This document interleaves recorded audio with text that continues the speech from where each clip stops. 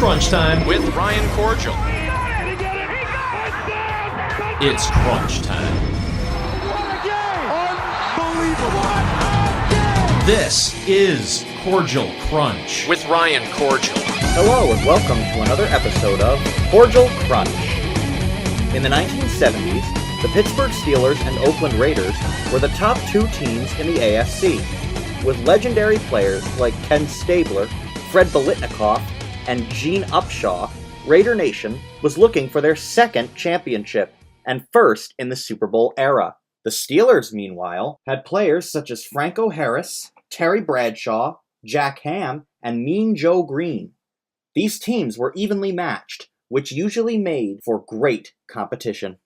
On December 23, 1972, the rivalry finally hit what many consider its greatest point, in the AFC Divisional Playoff game. The Steelers had managed only a field goal to that point and were trailing the Raiders 7-6 with just 22 seconds remaining. Head coach Chuck Noll called a pass play to rookie wide receiver Barry Pearson, who was playing in his first ever NFL game. Under heavy pressure, quarterback Terry Bradshaw threw a pass downfield that was intended for John Frenchie Fuqua, but Fuqua collided with Raiders safety Jack Tatum, and the ball landed seemingly on the ground dead. However, Steelers running back Franco Harris had run down the field as a receiver in case Bradshaw needed another target, and he caught the ball just before it landed on the ground. Harris ran it all the way back for the touchdown to give the Steelers a 13-7 lead and seal the victory for Pittsburgh. Last chance for the Steelers. Bradshaw trying to get away. And his pass is broken up by Tatum. Tipped off. Franco Harris has it. And he's over. Look! Franco Harris grabbed the ball on a deflection. 5 seconds to go. He grabbed it with 5 seconds to go and scored. When you talk about Christmas miracles, here's a miracle of all miracles. To this day, the Immaculate Reception, as it has been called, is regarded as one of the greatest moments in sports history, and is cited as the turning point of Steelers history. Even 40 years later, Franco Harris is still talking about the Immaculate Reception. Did you have any idea when that play occurred that day, or even the weeks following, that 40 years later, people would look at that as one of the signifying moments of Steeler history and NFL history? You know, when I tell people that 1972 was a magic year, I mean, it was incredible. And with that play, when it happened 2 days before Christmas,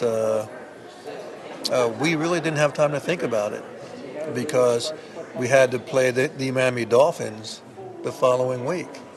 And so I went home to Jersey and spent Christmas, with my family there, and came back. And now we're preparing for Miami Dolphins. And then we didn't win that one. Season was over, and it was just kind of forgotten. And I think we didn't have to reflect on it then because during the 70s, so many great things happened, and so many great memories just kept coming and us setting new records in a lot of different ways with as the Steelers, and so we really didn't have time to reflect back because we're still living in the present, which was great, and then thinking about the future. But once it was over, then the reflection started to happen, and people started to say, well, this team of the 70s seems to be one of the greatest team, if not the greatest team of all time. And so when you look at somebody in that capacity, you say, okay, well, where did it start?